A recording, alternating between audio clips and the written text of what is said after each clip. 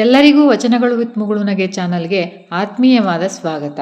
ಇಂದಿನ ವಿಡಿಯೋದಲ್ಲಿ ನಮ್ಮ ಆತ್ಮವನ್ನು ಬಲಪಡಿಸುವುದು ಹೇಗೆ ಅನ್ನುವ ಒಂದು ವಿಚಾರದ ಬಗ್ಗೆ ಅಲ್ಲಮ್ಮ ಪ್ರಭುಗಳು ತಮ್ಮ ವಚನದ ಮೂಲಕ ಸ್ಪಷ್ಟೀಕರಿಸಿದ್ದಾರೆ. ಬನ್ನಿ ಇವತ್ತಿನ ವಿಡಿಯೋದಲ್ಲಿ ಈ ವಚನ ಮತ್ತು ವಚನದ ಭಾವಾರ್ಥವನ್ನು ತಿಳಿಯೋಣ.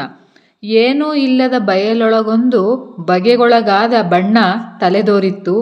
ಆ ಬಣ್ಣವು ಆ ಬಯಲ ಶೃಂಗರಿಸಲು ಬಯಲು ಸ್ವರೂಪಗೊಂಡಿತ್ತು.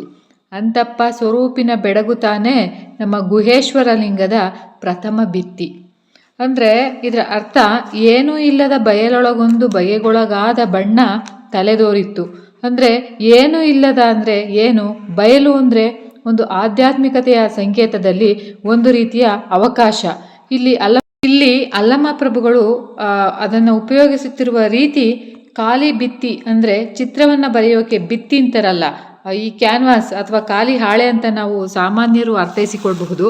ಖಾಲಿ ಹಾಳೆಯಲ್ಲಿ ಮಾತ್ರ ಹೇಗೆ ಸುಂದರವಾದ ಚಿತ್ರವನ್ನು ರಚಿಸಬಹುದೋ ಹಾಗೆ ನಾವು ಖಾಲಿ ಆಗಬೇಕು, ಖಾಲಿ ಭಿತ್ತಿ ಆಗಬೇಕು, ಖಾಲಿ ಹಾಳೆ ಆಗಬೇಕು, ಖಾಲಿ ಪಾತ್ರೆ ಆಗಬೇಕು. ಇಲ್ಲಿ ಬಯಲು ಅನ್ನುವುದು ಅವಕಾಶ ಎಂಬ ಅರ್ಥದಲ್ಲಿ ಉಪಯೋಗಿಸೋದ್ರಿಂದ ನಾವು ಯಾವುದೋ ಒಂದು ಮಟ್ಟಕ್ಕೆ ನಮ್ಮ ಸಂಕೇತವನ್ನು ವಿಸ್ತರಿಸಿಕೊಳ್ಳಬಹುದು. ಯಾಕೆ ಒಂದು ಪಾತ್ರೆಯಲ್ಲಿ ನೀರು ತುಂಬೋಕೆ ಅವಕಾಶ ಇದೆ ಅಲ್ವಾ, ಹಾಗೆ ಖಾಲಿ ಪಟದಲ್ಲಿ ಖಾಲಿ ಪೇಪರ್ನಲ್ಲೂ ಸಹ ಚಿತ್ರ ಬರೆಯೋಕೆ ಅವಕಾಶ ಇದೆ.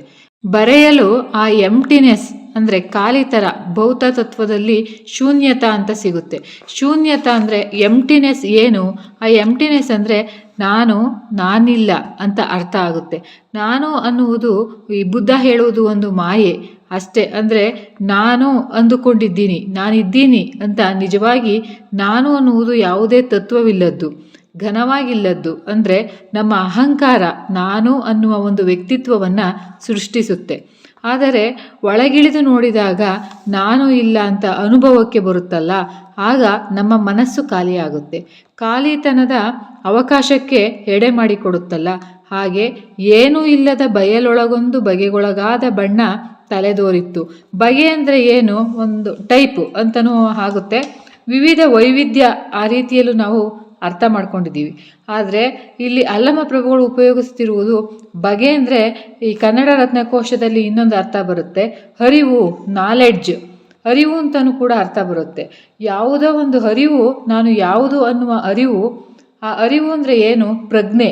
ಏನೂ ಇಲ್ಲದ ಬಯಲೊಳಗೊಂದು, ಏನೂ ಇಲ್ಲದ ಖಾಲಿ ಭಿತ್ತಿಯಲ್ಲಿ ಒಂದು ಅರಿವು ಅನ್ನುವ ಬಣ್ಣ ತಲೆದೋರಿತ್ತು. ಬಣ್ಣ ಅಂದರೆ ಚಿತ್ರ ಹುಟ್ಟಿತ್ತು. ಅಂದರೆ ನಾನು ಯಾವಾಗ ನನ್ನನ್ನು ಪೂರ್ತಿ ಖಾಲಿ ಮಾಡಿಕೊಂಡೋ, ಅಹಂಕಾರವಿಲ್ಲದ ಹಾಗೆ ಮಾಡಿಕೊಂಡೋ, ಆಗ ಅರಿವು ಮೂಡಿತ್ತು. ಎಷ್ಟು ಚೆನ್ನಾಗಿ ಹೋಲಿಕೆ ಕೊಟ್ಟು ಹೇಳಿದರೆ, ಎಷ್ಟು ಅದ್ಭುತವಾಗಿದೆ. ಪಾರಮಾರ್ಥಿಕ ಅನುಭವ ಅನ್ನುವ ಅರಿವು ಮೂಡಿದಾಗ ಏನಾಯಿತು? ಆ ಬಣ್ಣವು ಆ ಬಯಲ ಶೃಂಗರಿಸಲು, ಆ ಬಣ್ಣ ಇದೆಯಲ್ಲ ಅಂದರೆ ಆ ಚಿತ್ರ ಅಂತ ನಾವು ಅರ್ಥೈಸಿಕೊಳ್ಳೋಣ. ಬಣ್ಣದಿಂದ ಮಾಡಿದ ಆ ಚಿತ್ರ ಆ ಖಾಲಿ ಭಿತ್ತಿಯ ಮೇಲೆ ರೂಪವನ್ನು ಪಡೆದುಕೊಂಡಾಗ ಖಾಲಿ ಭಿತ್ತಿಗೆ ಒಂದು ಶೃಂಗಾರ ಉಂಟಾಗಿತ್ತು. ಅಂದರೆ ಆ ಖಾಲಿ ಭಿತ್ತಿಗೆ ಯಾವುದೇ ಸಂಪೂರ್ಣತೆ ಇರಲಿಲ್ಲ. ಅರ್ಥ ಇದರಲ್ಲಿ, ನಾನು ಯಾವಾಗ ನನ್ನನ್ನು ಖಾಲಿ ಮಾಡಿಕೊಂಡೋ, ಮೊದಲ ಹಂತದಲ್ಲಿ ಒಂದು ಪಾರಮಾರ್ಥಿಕತೆಯ ಅರಿವು ಅಲ್ಲಿ ಮೂಡಿದಾಗ ಆ ನನ್ನ ಅಂತರಂಗ ಸ್ವರೂಪವೇ ಶೃಂಗಾರವಾಯಿತು. ಬಯಲು ಸ್ವರೂಪಗೊಂಡಿತ್ತು. ಬಯಲು ಮತ್ತೆ ಅದೇ ಭಿತ್ತಿ, ಖಾಲಿ ಹಾಳೆ ಅಥವಾ ಅವಕಾಶ ಸ್ವರೂಪಗೊಂಡಿತ್ತು. ಸ್ವರೂಪಗೊಂಡಿತ್ತು ಅಂದರೆ ಏನು? ರೂಪಗೊಂಡಿತ್ತು ಅಂತ ಹೇಳ್ಬಹುದಿತ್ತಲ್ಲ ಅಲ್ಲಮ್ಮ ಪ್ರಭುಗಳು. ಯಾಕೆ ರೂಪಗೊಂಡಿತ್ತು ಅಂದರೆ ಅದರ ರೂಪವನ್ನು ಅದು ಮತ್ತೆ ಪಡೆದುಕೊಂಡಿತ್ತು. ಅಂದರೆ ಆ ಖಾಲಿ ಭಿತ್ತಿ ತಾನು ಯಾರು ಅನ್ನುವುದನ್ನು ಪೂರ್ತಿಯಾಗಿ ಅರ್ಥೈಸಿಕೊಂಡಿತ್ತು. ಅದರಲ್ಲಿ ಬಣ್ಣದ ಚಿತ್ರ ಬಂದ ಮೇಲೆ ಏನು ಅದ್ಭುತವಾದಂತಹ ಚಿಂತನೆ ನೋಡಿ, ಎಷ್ಟು ಚೆನ್ನಾಗಿದೆ ಅಲ್ಲಮ್ಮರದು. ಖಾಲಿ ಭಿತ್ತಿಗೆ ಬೆಲೆ ಇದೆ, ಅದರ ಮೇಲೆ ಏನೋ ಒಂದು ಚಿತ್ರ ಬರೆದು ಬಿಟ್ಟರೆ ಅದು ಅಂದ್ಕೊಳ್ಳಿ ಕೆಟ್ಟದಾಗಿ ನಾವು ಚಿತ್ರಕಾರರಾಗಿದ್ದರೆ ಆ ಹಾಳೆ ಇಟ್ಕೋತೀವಾ? ಇಲ್ಲ. ಯಾಕೆ? ಅದರಲ್ಲಿ ಇನ್ಯಾವುದೋ ಚಿತ್ರ ಇದೆ, ಅಹಂಕಾರದ ಚಿತ್ರ ಇದೆ. ಹಾಗಾಗಿ ಮೊದಲು ಖಾಲಿ ಹಾಳೆ ನಾವು ಅಂತ ಎಚ್ಚರವಾದ ಮೇಲೆ ಅದರಲ್ಲಿ ಚಿತ್ರ ಮೂಡುತ್ತಲ್ಲ, ಎರಡನೇ ಹಂತದಲ್ಲಿ ತನ್ನ ಪೂರ್ಣತ್ವವನ್ನು ಪಡೆದುಕೊಳ್ಳುತ್ತೆ. ಆಗ ಬಯಲು ಸ್ವರೂಪಗೊಂಡಿತ್ತು. ಖಾಲಿ ಹಾಳೆಯ ಒಂದು ಮೋಕ್ಷ ಇರೋದು ಎಲ್ಲಿ? ಬಣ್ಣದ ಚಿತ್ರ ಹುಟ್ಟಿದಾಗ. ಅಂದರೆ ನಾವು ಖಾಲಿ ಆಗೋದು ಅಂದರೆ ಮೊದಲ ಹಂತದಲ್ಲಿ ಸುಂದರವಾದ ಚಿತ್ರ ಬರೆಯೋದು ಎರಡನೆಯ ಹಂತ, ಮೂರನೇ ಹಂತದಲ್ಲಿ ನಮ್ಮ ಆತ್ಮ ಸ್ವರೂಪದಲ್ಲಿ ಅದಕ್ಕೆ ಇಲ್ಲಿ ಆತ್ಮ ಸ್ವರೂಪ ಪೂರ್ಣತ್ವವನ್ನು ಪಡೆದುಕೊಳ್ಳುತ್ತೆ. ಅಂತಪ್ಪ ಸ್ವರೂಪಿನ ಬೆಳಗು ತಾನೇ ನಮ್ಮ ಗುಹೇಶ್ವರ ಲಿಂಗದ ಪ್ರಥಮ ಭಿತ್ತಿ. ಅಂದರೆ ಈ ಸ್ವರೂಪವನ್ನು ಪಡೆದಾಗ ಅದು ನಮ್ಮ ಗುಹೇಶ್ವರ ಲಿಂಗದ ಪ್ರಥಮ ಭಿತ್ತಿ. ಗುಹೇಶ್ವರ ಲಿಂಗ ಅಂತ ಹೇಳ್ತಾರಲ್ಲ ಅಲ್ಲಮ್ಮ ಪ್ರಭುಗಳು, ಅವರ ಅಂಕಿತ ನಾಮ ಅದು. ಗುಹೇಶ್ವರ ಅಂತ ಯಾತಕ್ಕೆ ಉಪಯೋಗಿಸ್ತಾರೆ? ಪ್ರಾಣಲಿಂಗಕ್ಕೆ ಅಥವಾ ಆತ್ಮಕ್ಕೆ. ಈ ವಚನದಲ್ಲಿ ಪ್ರಾಣಶಕ್ತಿಗೆ ಉಪಯೋಗಿಸ್ತಾರೆ. ಆ ಸ್ವರೂಪನ ಬೆಳಗು ತಾನೇ ನಮ್ಮ ಗುಹೇಶ್ವರ ಲಿಂಗದ ಪ್ರಥಮ ಭಿತ್ತಿ. ಅಂದರೆ ನನ್ನ ಪ್ರಾಣಲಿಂಗ ಅಂತ ಎಷ್ಟೋ ವಚನಗಳಲ್ಲಿ ಅಲ್ಲಮ್ಮರು ಹೇಳ್ತಾರೆ. ಲಿಂಗ ಅಂದರೆ ಏನು? ಒಳಗಡೆ ಇದೆಯಲ್ಲ ಒಂದು ಪ್ರಾಣ, ಅದು ಲಿಂಗ.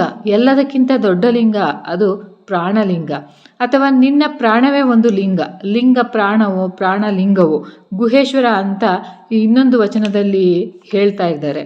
ಹಾಗೆ ನಮ್ಮ ಗುಹೇಶ್ವರ ಲಿಂಗದ ಪ್ರಥಮ ಭಿತ್ತಿ ಅಂದರೆ ಯಾವಾಗ ನಮ್ಮನ್ನು ನಾವು ಸಂಪೂರ್ಣವಾಗಿ ಖಾಲಿ ಮಾಡ್ಕೋತೀವೋ ಅಲ್ಲಿ ಒಂದು ಆತ್ಮ ಸ್ವರೂಪ ಬಂದು ನೆಲೆಸುತ್ತೆ.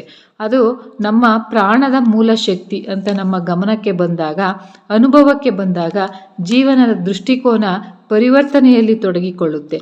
ಆಗ ಆ ಪರಿವರ್ತನೆ ನಮ್ಮನ್ನು ನಾವು ಅರ್ಪಿಸಿಕೊಳ್ಳೋಣ ಅಂತ ಹೇಳ್ತಾ ಇರುತ್ತೆ.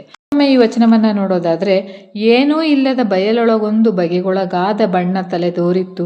ಆ ಬಣ್ಣವು ಆ ಬಯಲ ಶೃಂಗರಿಸಲು ಬಯಲು ಸ್ವರೂಪಗೊಂಡಿತ್ತು. ಅಂತಪ್ಪ ಸ್ವರೂಪಿನ ಬೆಳಗು ತಾನೇ ನಮ್ಮ ಗುಹೇಶ್ವರ ಲಿಂಗದ ಪ್ರಥಮ ಭಿತ್ತಿ. ಎಲ್ಲರಿಗೂ ಕೂಡ ಹೃದಯಪೂರ್ವಕ ಧನ್ಯವಾದಗಳು.